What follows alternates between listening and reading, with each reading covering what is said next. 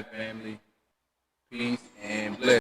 My name is Brother Yahya, and we are now tuning in to the third episode of our live podcast.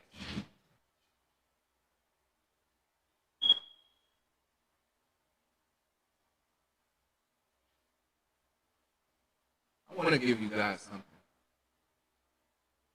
I want you guys to listen to something. Listen to this.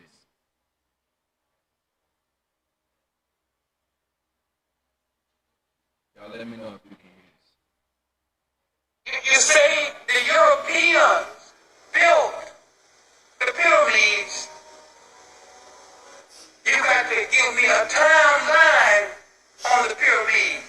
There was no Europeans at the time. Imagine white people. We live among them. We know them better than most of you who just come to America. And when you come to America, bless you, you want to prove to white people that you're just as good as they are. I know what you do. And you want to prove to them that your religion is not terrorist. I understand. So you're going to make your religion into some milquetoast concoction that will please white folk. Oh no, Islam has no violence in it. Shut up. You are a liar. There's violence in Islam. When the enemies came against the Muslims, Allah says in the Quran, it was not you who slew them, it was I who slew them by your hand.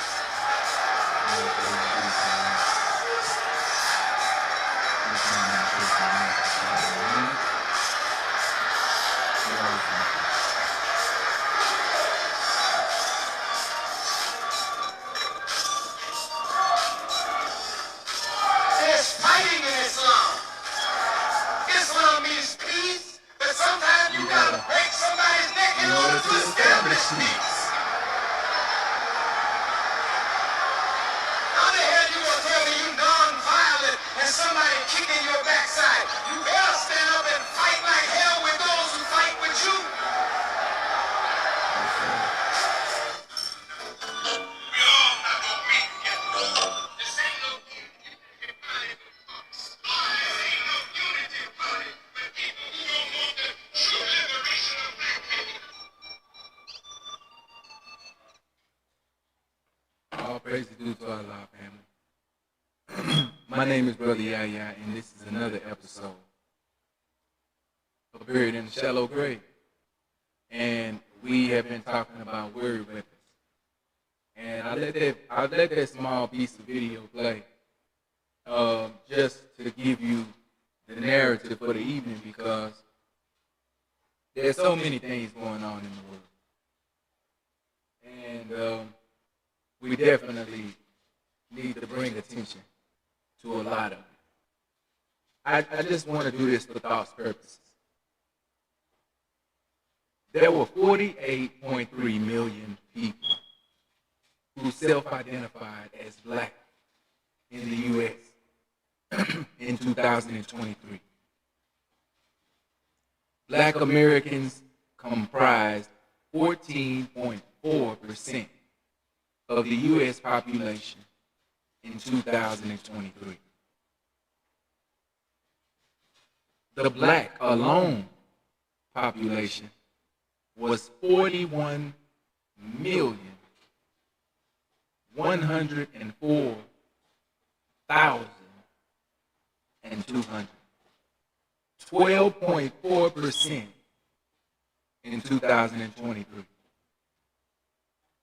The black alone, so-called, or in combination population, 46,936,733. 733 in 2023. The non-Hispanic black population stood, listen to this division, stood at 39.6 million, 13.7%. This is what they say. Black Americans grew by 33% from 13.2 million in 2000 to 48.3 million in 2023. 53.7% of Black alone respondents wrote in African American as their detailed identity. 52.3% of Black alone or in combination respondents wrote in African American.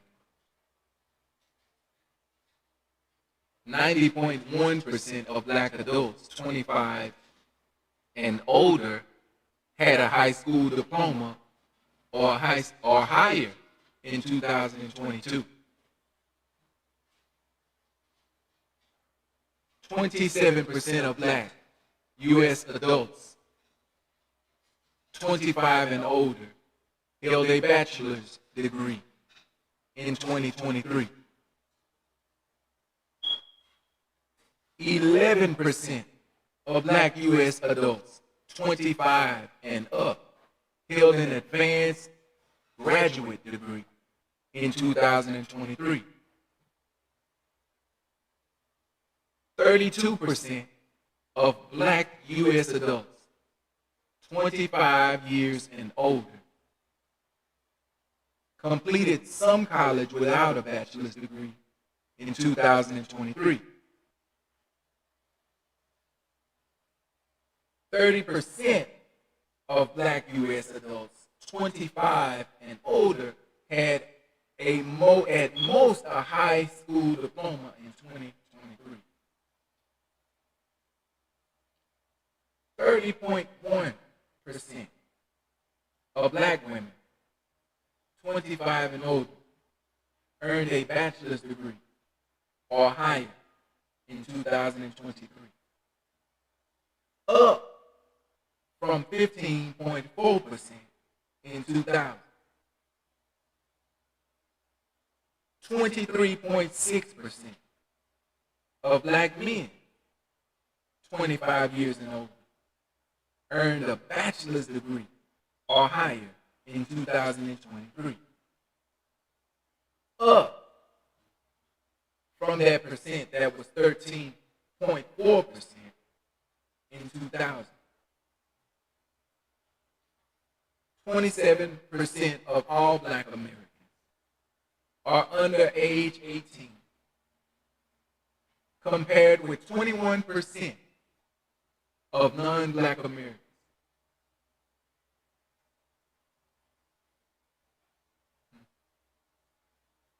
27% of all Black Americans are under age 18, compared to 21% of non-Black Americans. The median age of Black Americans was 32.6 years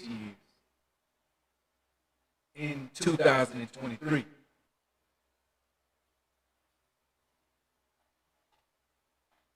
48% of Black adults have never been married versus 29% of non-Black adults. Black per capita income in Chicago, Illinois in 2023 was $30,000, a little over $30,000, $30,295 a year. Black poverty rate in Illinois, 23%. Median household income for Black-headed household in 2023, $54,000. That was the median household income for Black-headed households.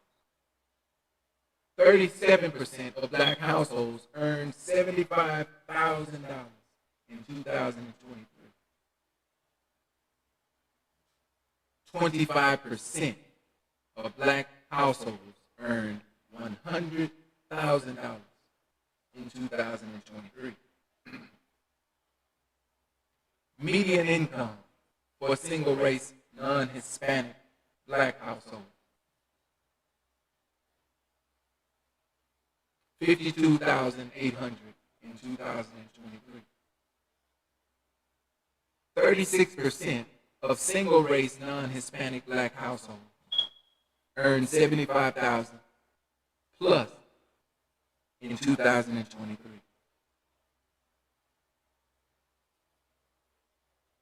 I just wanted to give you a couple of, some of these are a lot for you to just grab hold to like that. But I'm going to try my best to break it down. And I'm going to do this because we need to know. We need to know the truth. We need to know that, you know, words are used to divide us. And we need to know how to use words to bring us back together.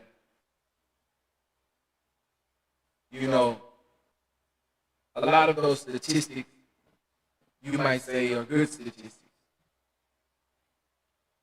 But I beg to differ, family.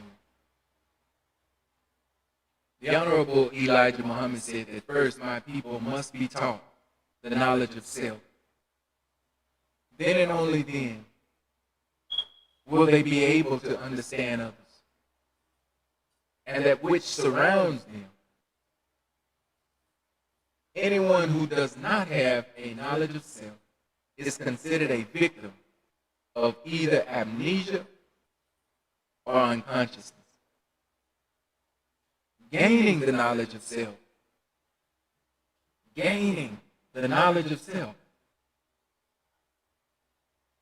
makes us unite into a great unity. Money, good homes, and friendships in all walks of life is what God has promised us. The God who came in the person of Master Father Muhammad. Without friendship in all walks of life, money and good homes count for nothing. The Honorable Elijah Muhammad family taught us that where there are no decent women, there are no decent men. Because the woman is the mother of civilization. And if you find a no good woman, and I'm paraphrasing myself, if you can find her, she was made that way by a no good man. Now you look at these statistics and you ask, you know, how do these things apply to these statistics that we just covered? You know, there's 100 of them. I'm going to go through them. How do they apply? Well, you know, here's how the Honorable Elijah Muhammad's 5 core teachings speak directly to the realities revealed by those statistics. Okay? Knowledge of self, educational attainment, and identity. Statistics show a rising share of black adults completing high school. You know, I gave you 90%, 90.1%, and earning bachelor's degrees. I think it was 27%. They're persistent in that area. Funding gaps and disciplinary, you know, disparities still remain. The Honorable Elijah Muhammad emphasizes on knowledge of self. I keep coming back to that knowledge of self because it empowers individuals to see education not just as credentials, family, or credentialing, but as a means to reclaim your history, your culture, and collective purpose. Fueling motivation to push back against those forces and those forces that are in control of underfunded schools, under-resourced schools, and unequal treatment.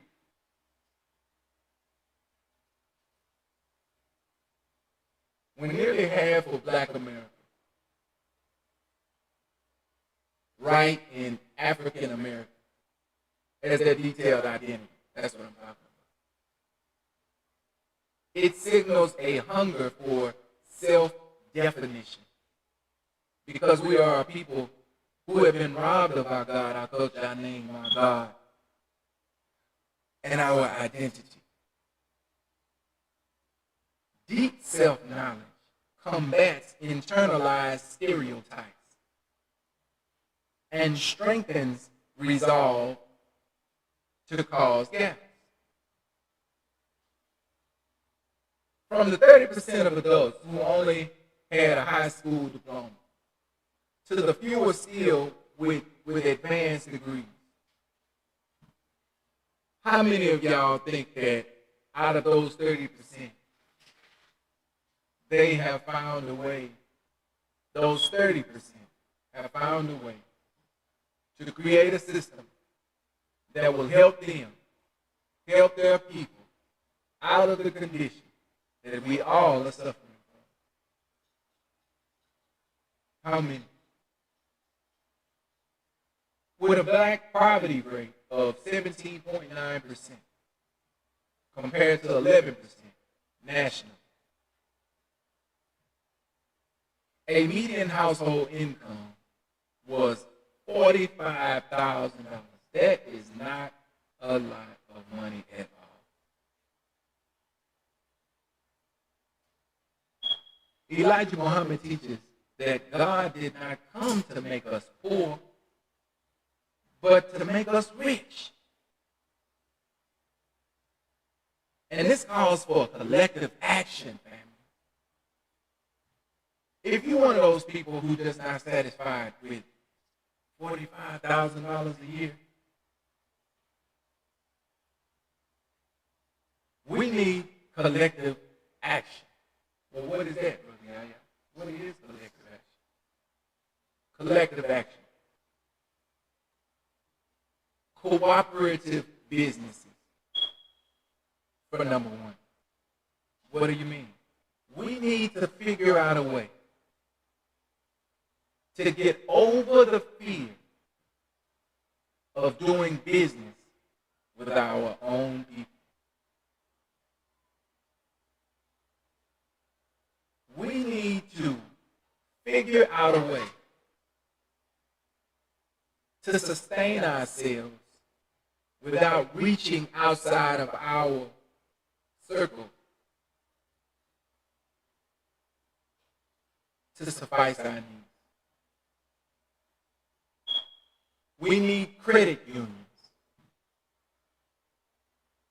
and support networks.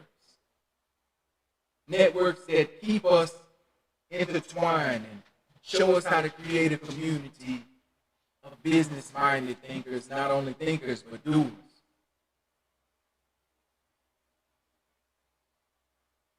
Black households said, well, it said Black households hold 27,000 in media network. About 11%. About 11% of white households. And home ownership hovers over 44%.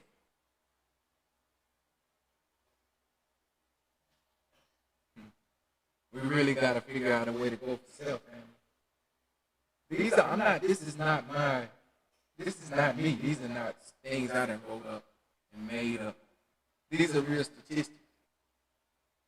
And I'm just revealing the teachings of the Honorable Elijah Muhammad through what this world has set up for us to believe. Contrary, family, to broken family, 39% of Black Americans live in a married couple home, and 30% in female-headed households. Elijah Muhammad insists that where there are no decent women, there are no decent men, highlights the need for mutual respect, disciplined parenting, and strong moral foundations in every household.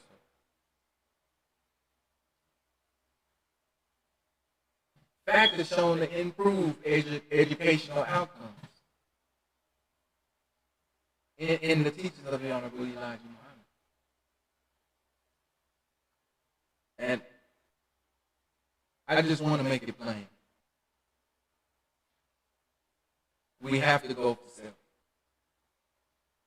We need to go for self. Too many of us have been taught to doubt our history and roots. When we learn who we really are, our achievements, our culture, our strengths,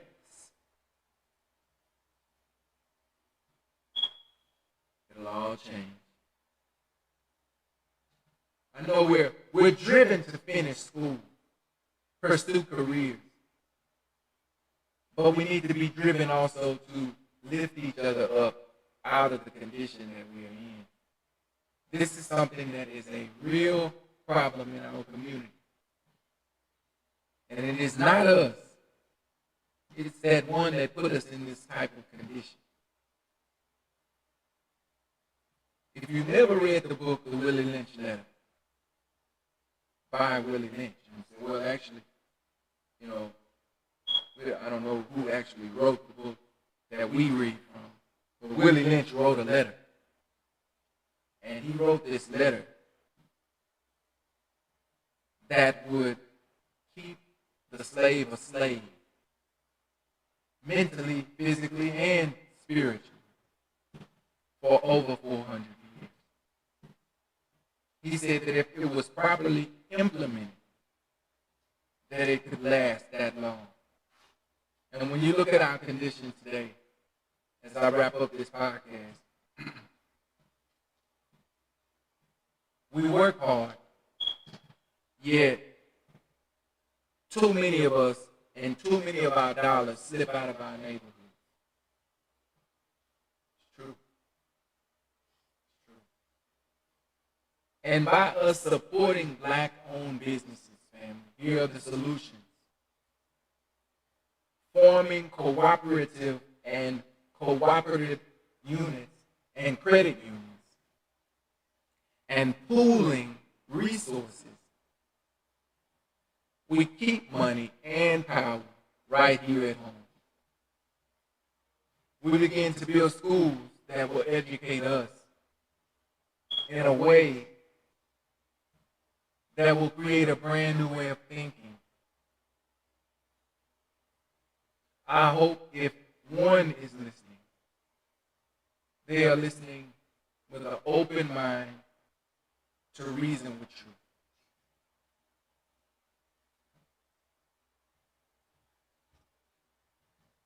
We need a stable home. We lack that in our community. Respectful parenting. So there's a need for jobs in our community in that area alone. Right there, those two areas, those are areas that we can create jobs around. And we can do it now, today, not yesterday, not tomorrow, now. Because some of us have the understanding, the wisdom, and the knowledge, but we're just not thinking nation-minded. And as a unit of people who are suffering from a condition that if we don't pick ourselves up out of it, no one will. We need community networks. And we need them to not just look good on paper, And some of you know what I'm talking about. But we need them to be real. And they lead to safer streets, these community networks. We have to take back our communities.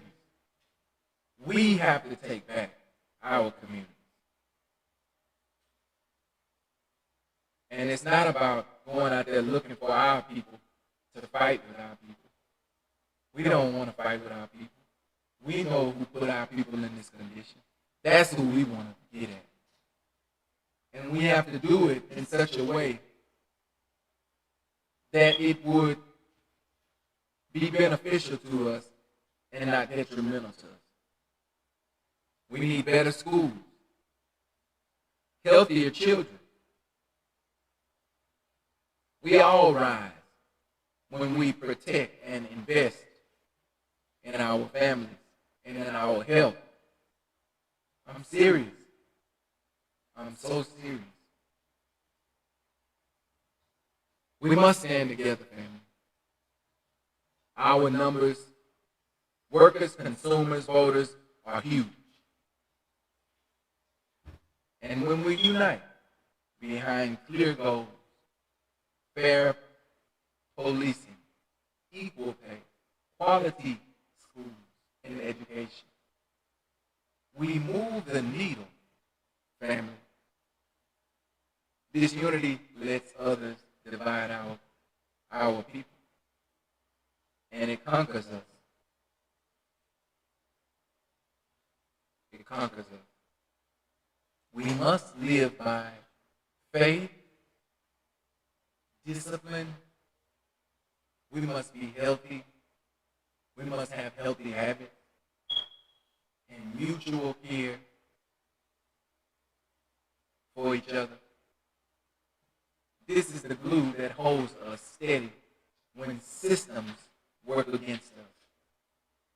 A community grounded in purpose resists despair and stays focused on real progress.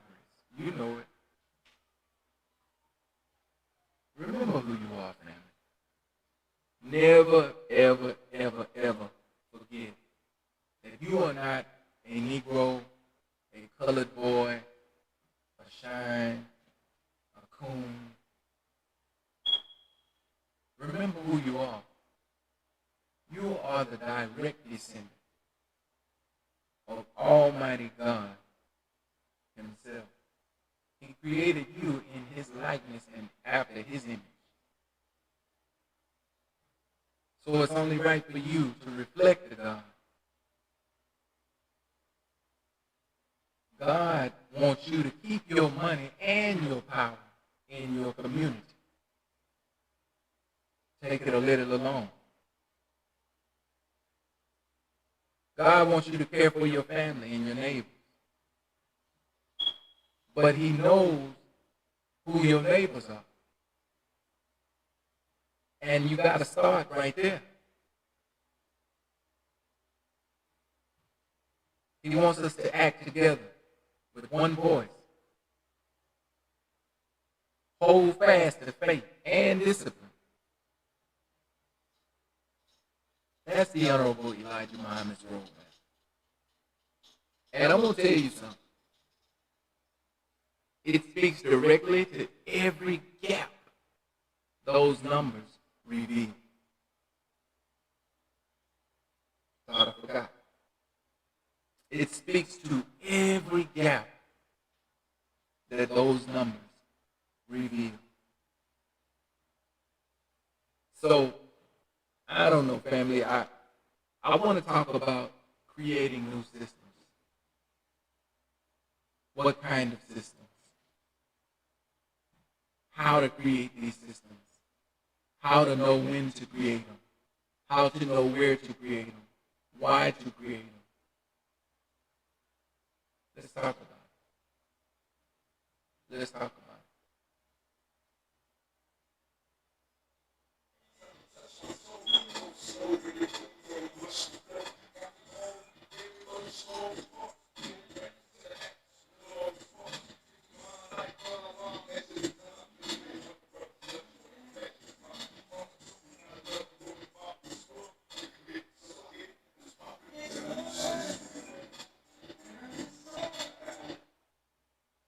family, when we talk about systems, we mean repeatable, reliable structures that turn your vision into a reality.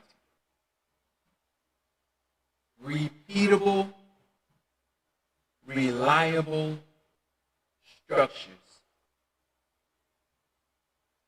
that turn vision into reality.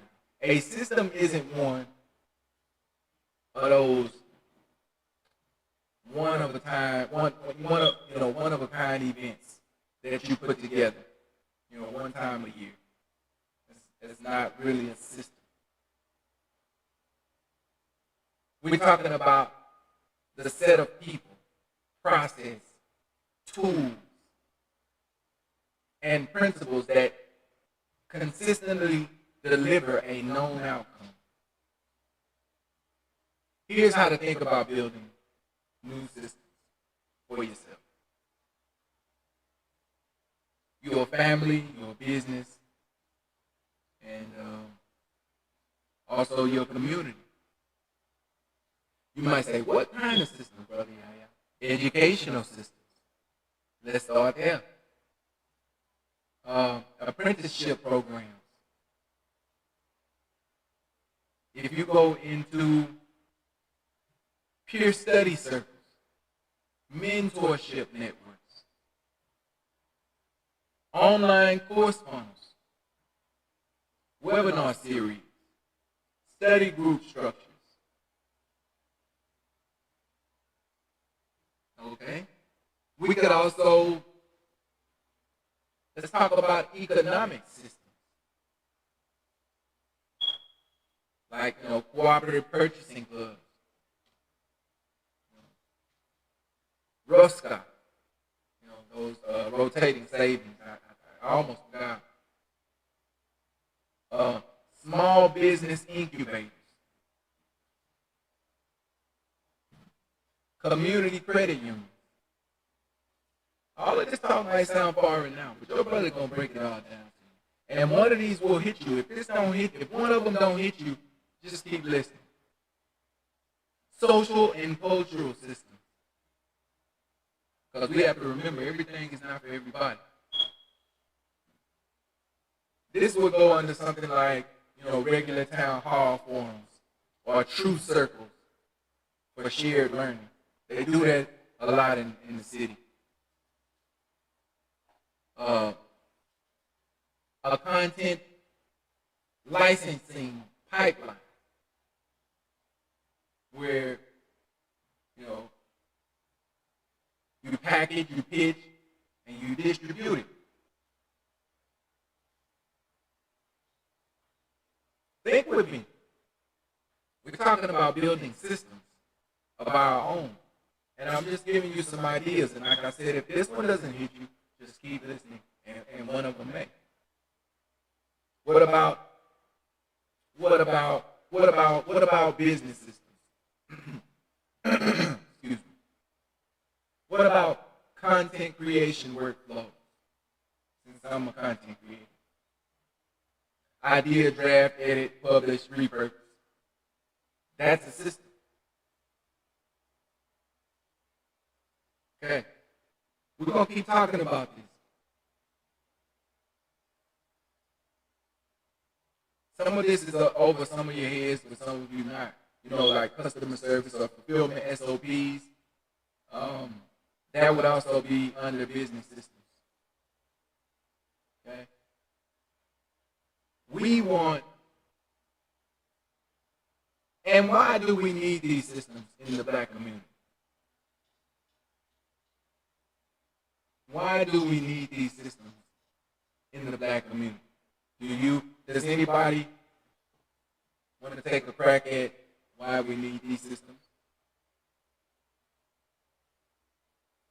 It counteracts systemic disinvestments. Decades of redlining we've been through. School underfunding and capital flight have starved our neighborhoods. And because of it, We're always behind. We're always losing. By creating our own systems, our own economic and educational systems, we bypass hostile institutions, family. We don't have to take our kids to the public school system. We have our own. And reinvest directly in our people. That's something that I said we have to start learning how to do. It also keeps wealth and power in-house.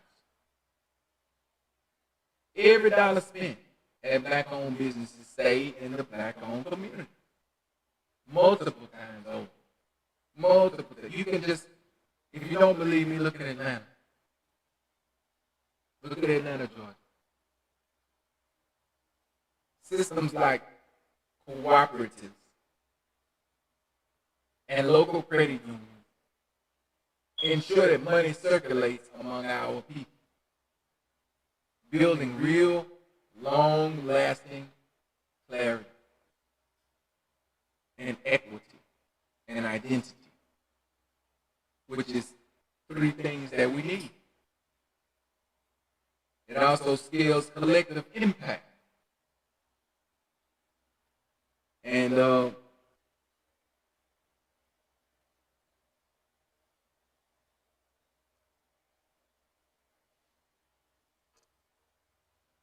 know, think of a system like a recipe. You follow the same steps every time and get a good result. Here's why the black community needs its own recipe, its own system. You know, we've been left out many, many, many times out of main, PowerPoints like banks, schools, Fortune 500 companies. They often ignore or underserve our neighborhoods. Building our own banks, like credit unions, like I'm telling you, and tutoring groups makes sure we get what we need.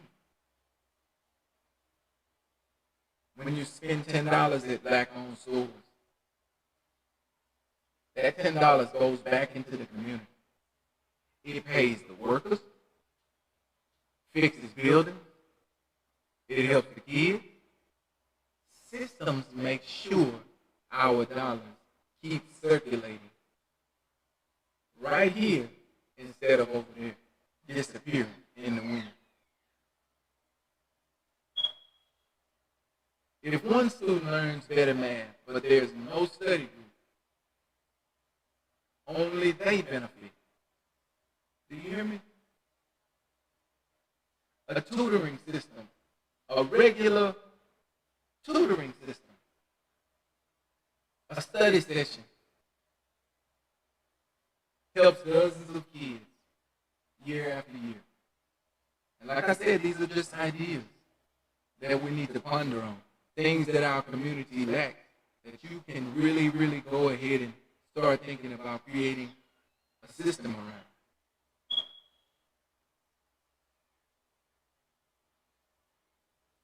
We have to stand strong when things go wrong, family. But how can we truly stand strong when a storm comes, when a recession hits? We always can't count on outside help. Food options, mutual aid groups. We must organize. We must keep our people fed and safe, even when big systems fail. That's important.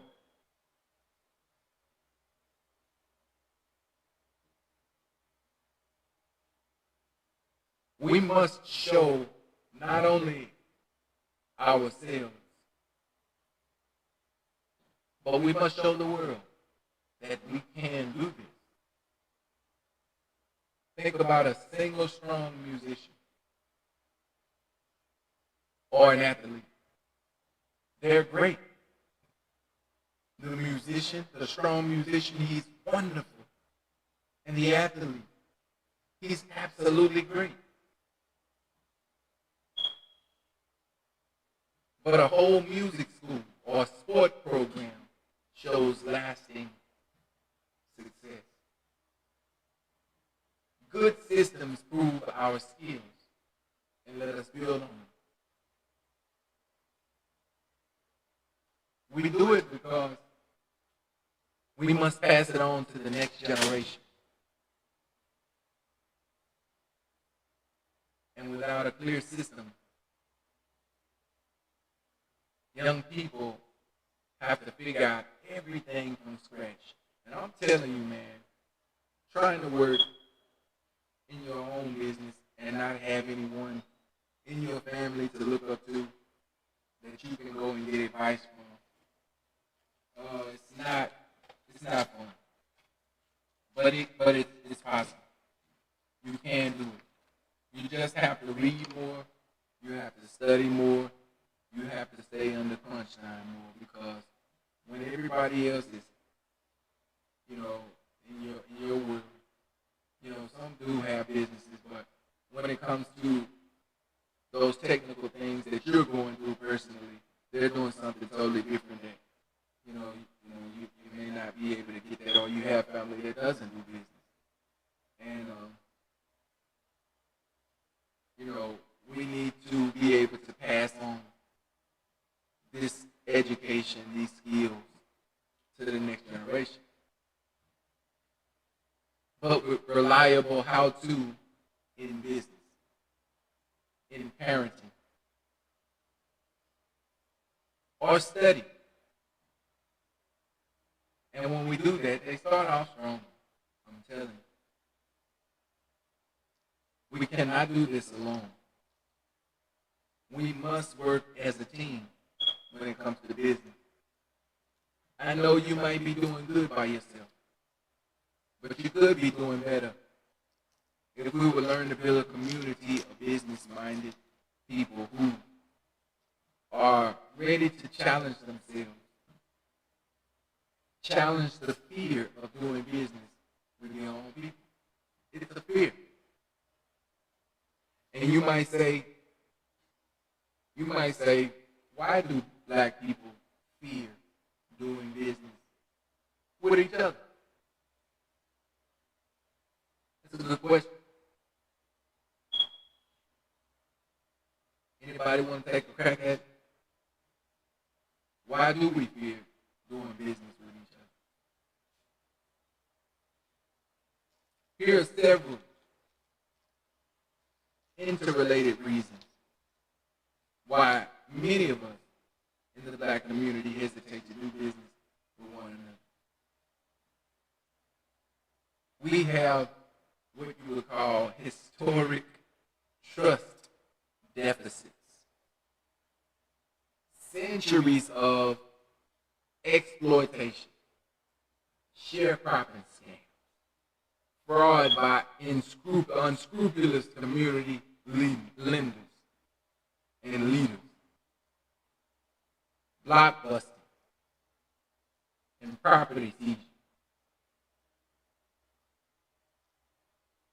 Black entrepreneurs often feel they must be better qualified than their white peers just to be taken seriously. You can't tell me that's not true, because I see it all the time.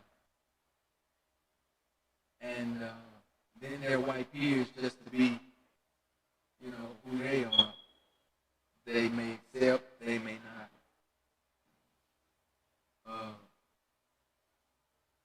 But you compromised yourself for a seat at the table.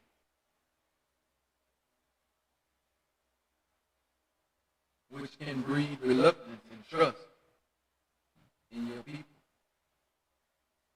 Unproven partners within our community.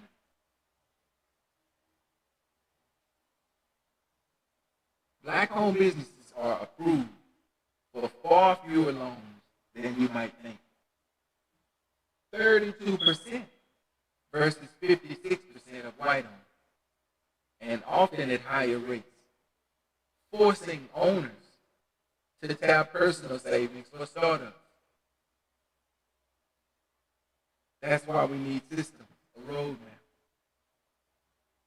You think about it. That makes every dollar invested feel high stake. And sharing that risk with another unestablished business can seem too dangerous. So these are just reasons why we don't want to do business with each other. Lack of professionalism. We can do better.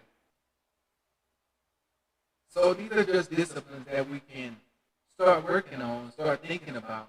And I'm going to leave in the comment section, family, my ebooks, because these ebooks that I'm going to leave for you are a roadmap to help you climb your way out of these situations. Climb your way out of these statistics.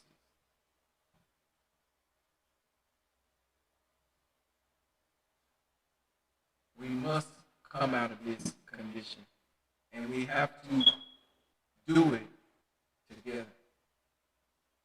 This is your brother Yahya with that third episode. And it's been a long day.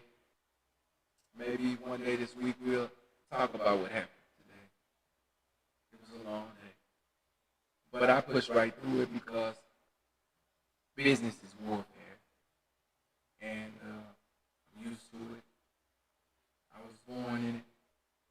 And we're just going to keep on rolling.